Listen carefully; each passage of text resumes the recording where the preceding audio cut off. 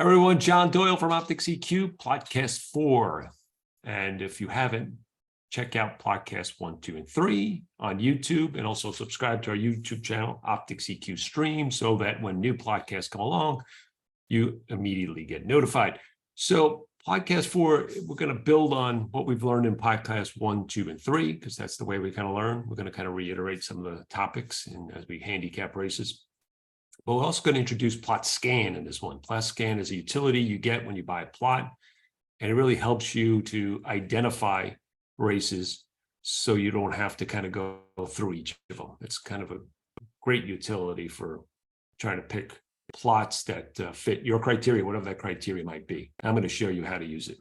Okay, let's dive right in. Let's go. Once you log in and you select race, you'll get this screen. You just pick the date that you want to look at, and then you see this button here says Optix Scan. You click that button, and what happens is the races for that day kind of pop up. I think it's like 95% of the races. We might do some filtering on races that are completely unplottable. Okay, so this is that subset, small subset. And what you have here is information about the race. You can see on the left the track, the date, the post time, all the rest. And then on the right, it's more plot information. And this is the stuff that's useful. So for instance, if you're looking for a particular plot, plot fit, contention, you can filter on those things. And so it makes it easier. So we've already talked about things like contention, plot fit, and speed rating. I'm not going to talk about them, but there's 3 other fields here that I think are worth mentioning. The first one is par. And basically you see a plus and a minus there. And essentially the plus is horses. I don't know why we did this, but this means there's a lot of horses below the par line. And when it's minus, they're above the par line. It's just kind of a cutoff. So you remember, you see that, and I'll show you when we get to it, you see that kind of blue dotted line. And what that means is that's the call, if average par for the second call. So if you see a lot of horse below that, that means the horses running today's race are kind of below par. So you kind of take that with at least for the early speed of the race.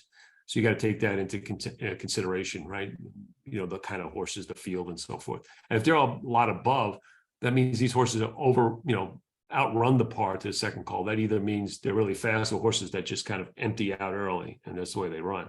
So it's useful when we show you how to use it in later PLOTcasts. But for now, I just want to make you aware of this. Q change.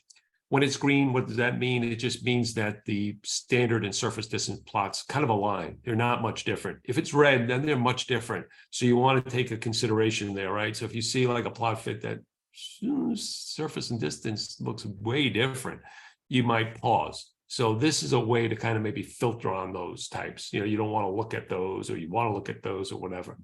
And then the diamond to the right, and that's really a triangle now, but it used to be a diamond in the old days.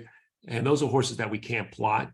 So if there's kind of more than one of those in a race, then the plot becomes less predictable. So we turn it red. And you see in this case, there were 6 horses we couldn't plot, 3, those are the numbers mean.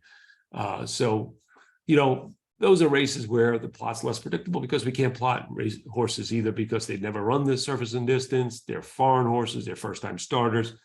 So there's information here, obviously, that you can kind of filter and get what you want in terms of what plots you want to look at for the day. And it could go across all the tracks. So it's a useful utility. I'm going to show you how to kind of use some of that. I just want to point out, though, if you want information on all these fields and what they mean, you go to OptixEQ, go to Info, and then go to the Scan. And you click the quick reference, and it explains all these fields. Okay, so it's useful. It's just another place to go. Very useful. You can print it out as a PDF, you can save it, or you just can access it and reference it anytime you want on the site. Okay, so let's go to 20th. I did this already. I hit the scan. So these are the races for the 20th. And I'm going to first thing I'm going to do is I noticed there's 393 races. This might be more than the 20th. I don't know how this filters, but anyway, 393 races. I don't want to look at all these races. Really, I want to look at races that fit my criteria. And we set up 3 generic filters. One is the fast pace scenario, slow pace scenario. I'm not going to get into those, a little bit more advanced. I'm going to talk about those in future PLOTcasts. I want to talk about best plot fit, and I'm going to click it. And you see the number went down from 393 to 89. So we filtered a lot of plots out. You notice that the number on top of plot fit, Q change, and diamond is something, right? So you got, let me just blow this up so you can maybe see it a little bit better. So the plot fit greater than 3, what does that mean? Well, that means the plots are not red. So there's 1, 2, and 3 are red. The rest of the numbers are not red. So that, now you didn't have to remember that because you just click the button, but I just want to show you, just in case you want to maybe custom filter on things. Q change is an N. Don't worry about what that means. All that means is that it turns it green. It's green. N is green. And what that is that the standard and surface distance plots line up, right? Which is what we want. And then less than or equal to 1 on the diamond. It just means that, you know, we can plot the horses in the race. You know, more than 2, we get kind of worried about the quality of the plot. So this gives us our best plot fit. And so you have plots that are going to be fairly predictable, fit that criterion, and you can kind of move forward. Now, again, you can focus on the sprints, routes, whatever you want, dirt, turf, that's up to you. Okay, but for this purposes, I'm going to do this. And then I'm going to drill down to some of these races. I'm going to start with Indianapolis race 2 on Tuesday. And so you see I clicked it, it's highlighted. Now I just double click it, and what it's going to do is going to launch the plot for that race. Again, I keep patting us on the back here, but the integration of the product is incredible, right? Result plots, past performances, notes, all integrated. All integrating, you can get from one to the other easily if you subscribe to those. Okay, so I'm going to look at this plot, and the first thing that we wanted to look at was kind of the fit. It was yellow. And you can see for the most part, this really kind of lines up on the line. You got this kind of an exception in the number 4, kind of lies outside the plot, you know, diagonal line. But for most much, it's a well-defined plot as we described. I think it was in either PLOTcast 2 or 3. Okay, so that's something we talked about. So this kind of a good plot fit is a plot we probably want to attack. So the next thing we want to look at is kind of the quadrant plot, which is the track profile. So we go to quadrant percentage. What that does, again, you go to the other plots, but it gives us an idea of which horses, based on track profile, shape and size of where they plot today, fit or don't fit, or relative to the other horses in the race. So you can see here that horses that really don't fit, those are the ones below the 0 line, are the 4 and the 8. So again, you want to look at some other handicapping factors before you eliminate horses, but these are usually generally a very bad bet. These horses underperform dramatically. So the 4 and the 8 are horses. Let's say, for instance, for our purposes, just from a plot perspective, again, do your handicap. The 4 and 8 horses we're probably going to eliminate from this, but let's just move forward. Horses that look good on the plot are the 2, the 5, and to some extent the 1. Looks like the 3, 6, and 7 are neutral on the plot. Okay, and we see that the 3 looks like the morning line favorite.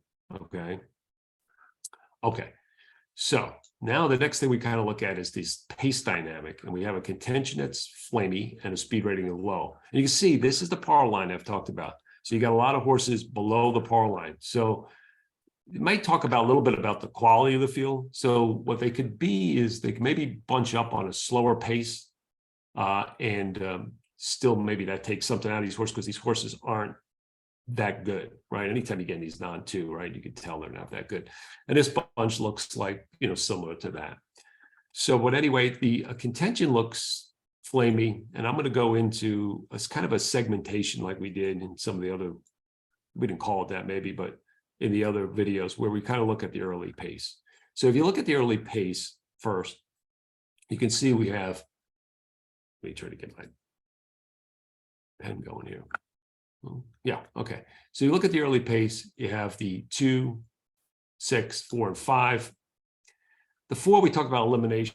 It makes sense, right? This is a horse that needs to stay close, and through the second call, he doesn't stay close. So Bumpy, you know, we're gonna kind of eliminate Bumpy, and we're gonna do the same thing for the 8, who's a closer. He's a circle in quadrant 4. So these horses we're gonna eliminate. And then so now we're going to evaluate the 2, 6, 4, and 5, 2, 6, and 5. 2 plots well, looks like a speed horse, need the lead horse. The 6 not so much, right? Because he's below the 2 on the y-axis, and he's to the right of the 2, so early on. So, and he's a circle versus a square. So the 6, I don't want to eliminate the 5, but the 6 is another horse I'm going to kind of eliminate. 6, 4, and the 8 are eliminations. And that kind of leaves us with the 2 and the 5 in the early pace race. They both look okay. The 1 sits right off them. I can't argue his plot either. So again, you might want to look at the handicap factors. The 3 is a horse we need to value. He's a green, looks like a big plot, looks like he plots perfectly here. And then he's got this really kind of a deep plot here, a deep closer plot on surface and distance. So I want to look a bit closer at him. He's coming off a 217-day layoff. So that's a concern. So let's go to his plot. I'm sorry, let's go to the grid and look at him a little bit more closely. Let me just clear out the drawings. Let's go to the grid. Again, great thing about being integrated is it's easy to go from one place to another. So let's look at the 3. So this horse coming off a big layoff. So the first thing I always do is like, okay, how's he done off layoffs before? He ran pretty well in his debut. Can't argue that. Didn't win. Okay, though. Came off a layoff here around 8th. Had a trouble start, so maybe you kind of forgive that. This was a less of a layoff, 45 days, but didn't run well off of that layoff. And now we got a big layoff. I don't know. I think it's a horse we might want to kind of take a stand against. Just kind of looking at him. Let's look at his form. I just want to.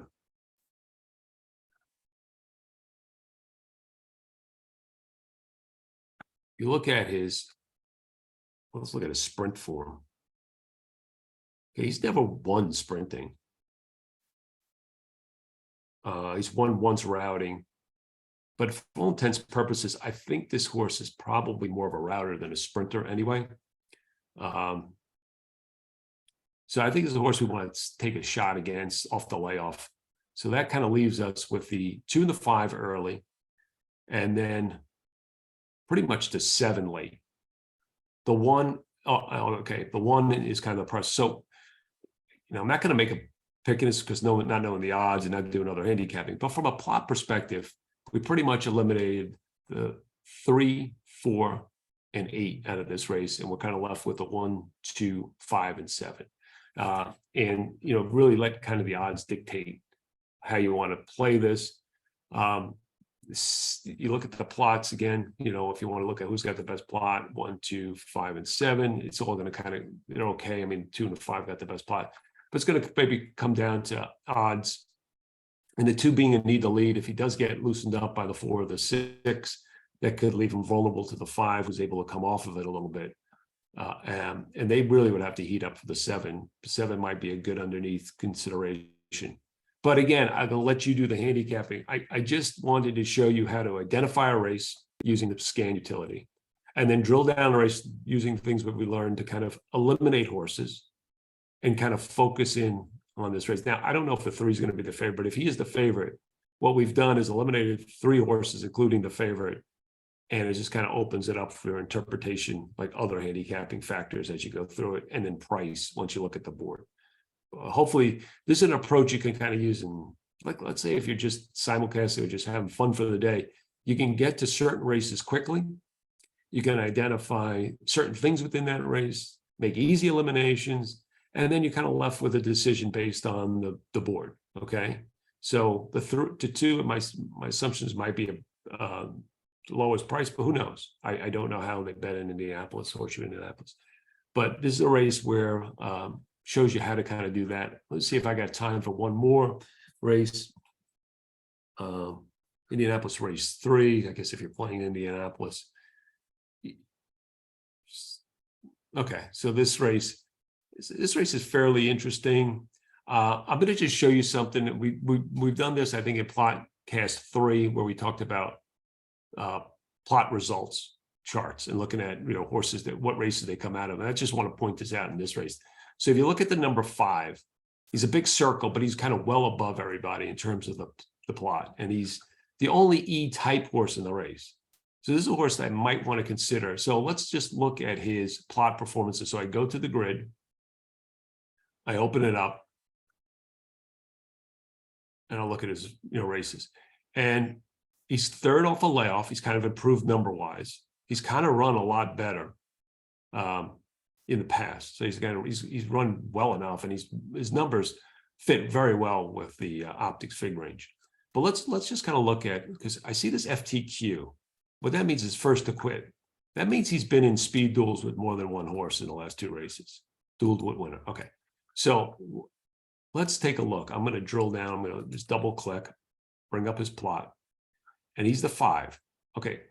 You see in this race, he's not alone. He's covered. And he's a big circle, kind of like he is today, but that's a different pace dynamic than, at least it was, the way it actually played out was a different pace dynamic than he gets today, right? He's in a battle with a horse that's a couple of horses that look better to him on the plot. Let's go to this one. This is first off a layoff. And in this case, he is the number 9. Look at that plot. Not good, right? He looks different on the plot today. I'm not going to go into the race and compare it all. Trust. All I'm doing is trying to point out how to use the plot, right? And this is a scenario where, hey, is this horse potentially low speed in this race? So some indications point that he might be. So, the other thing I always do with these kinds of horses is let's look at how he's won. Okay. This was a race on this track. Okay. In this case, it kind of looks a little bit more like today's, right? He was kind of the lone EP. He was a pretty middle-sized circle, and he won. This was at 5.5 furlongs. 6 furlongs may be too long for this horse. That might be limited. Let's look at another one. Again, in Indianapolis. He's facing a different field. He's a square here, right? So, that's the thing to consider. I also want to consider, So the question for me, this horse is maybe the 6 is kind of 5.5 might be optimal distance. But again, with this plot, he might be worth a shot. Again, it depends on price and all the rest. But I just wanted to kind of point that out. What this does with the scan, it helps you kind of eliminate lots of plots that are really messy and kind of help you hone and focus in on races. I think there's one more. Well, let me see.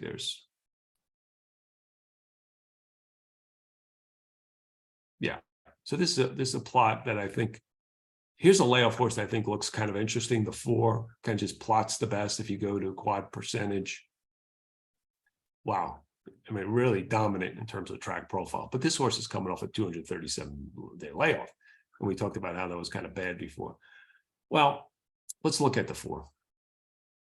And this is going to be different in the case of the 4, because let's look at this horse. 1-off debut. 1-off 56-day layoff. 1-off a 354-day layoff. This horse can run fresh. There's no doubt about it. So this is a horse that you might want to look at and consider. But again, you got to do the handicapping. I'm just kind of pointing these things out. This horse is 6-1 in the morning line. So an interesting horse, no doubt, especially with that plot. That was just kind of based on the profile. But the contention looks, contentious. Speed rating's kind of low. Might be able to trip out behind maybe some of the early pace setters. So anyway, that's it. I just wanted to kind of, in review, scan's a great utility to kind of narrow things down. I'm going to get more into scan and how to focus on races that may blow up, like fast pace races or slow pace races where early quadrant 1 horses have an advantage, and talk about a little bit about patterns in that. But at least I get an introduction to it, and hopefully you enjoyed this. Please follow these podcasts at YouTube. Our stream is OptixEQ Stream. And please subscribe to us and like, so that we can kind of continue to do this good work. But if not, just check us out on OptixEQ.com and on Twitter at OptixEQ. Thanks for listening, everyone.